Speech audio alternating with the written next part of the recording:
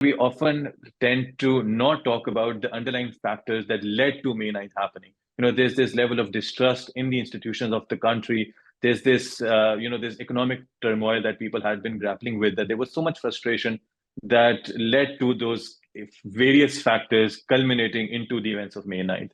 And what we were hoping for is that these elections would help bridge those gaps, would help heal the country, and then move forward to a more positive trajectory and towards an upward outlook. Anyhow, that really did not happen. And then you also mentioned the RTS, and you talked about the ECP's mismanagement. And I want to second that. Whether that's lack of technical ability, whether this is mismanagement, or there's deliberately maneuvering of the elections. In any case, it tends to lose the credibility that elections govern and the elections are meant to hold.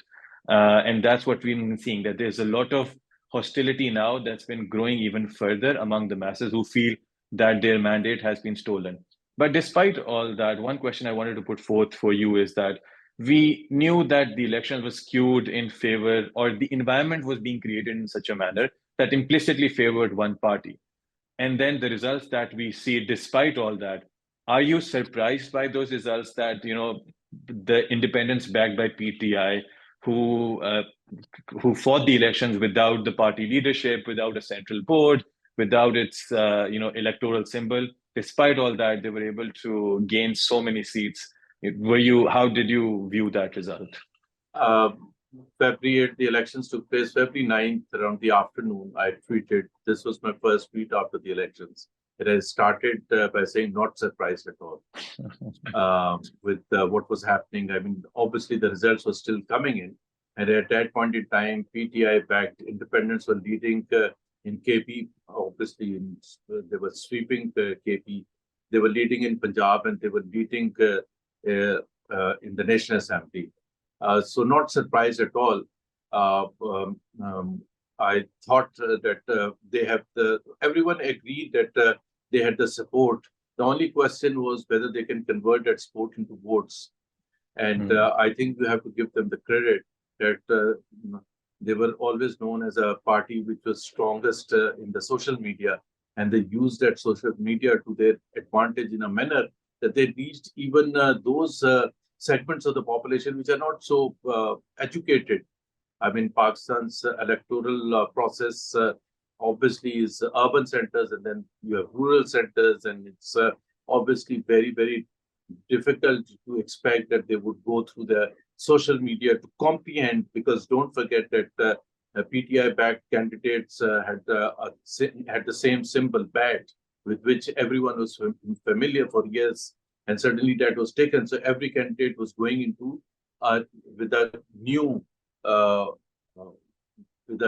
with a different symbol, and that symbol obviously meant that this would be difficult for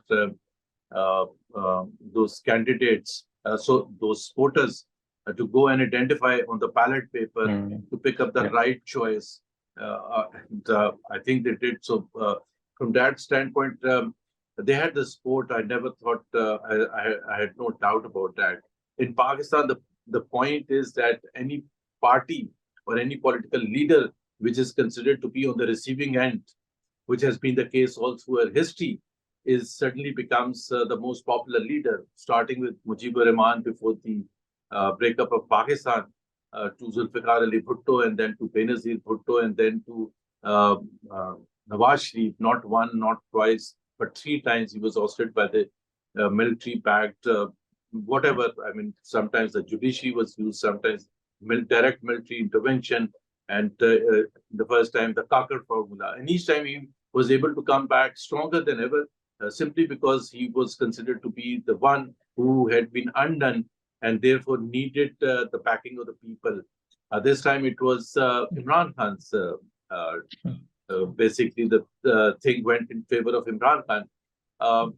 Not to give them the credit for the fight back. Obviously, it was not just about that they were believed that they have been on the receiving end, and this is the only way. By the way, you mentioned May 9th. This was the only way to come over and put the May 9th behind them. And the way they have done, and certainly on the mainstream television networks, you see the PTI leaders and some of the anchors, talk show hosts who are supportive of PTI, certainly becoming more stronger in their views and talking things without fearing a backlash from anyone. Actually, no, absolutely. I cannot agree more. Very valid point. And especially you took us back to 1971 and you shared the analogy, comparing Mujibur Rahman and the events that followed. There was military intervention back then as well. There's one key similarity that was one incident in Pakistan's history back then when a party which had the majority of votes was unable to form a government. And now in 2024, we also see something similar. It's not the same intensity, but we see that a, a party which had the maximum number of seats among the top three is being unable to form a government, and PMLN, which has the second largest seats, and People's Party, which has the third largest seats, are forming sort of a coalition to form a minority government. And we've barely witnessed that happen other than the events of 1971. Yeah, but just one correction here. Just one correction here as far as PTI being unable to form the government. I mean, some of it is obviously also to do with the PTI's political decision making. I mean, they have said that they will not ask PPP or PMLN, or they will not even talk to them.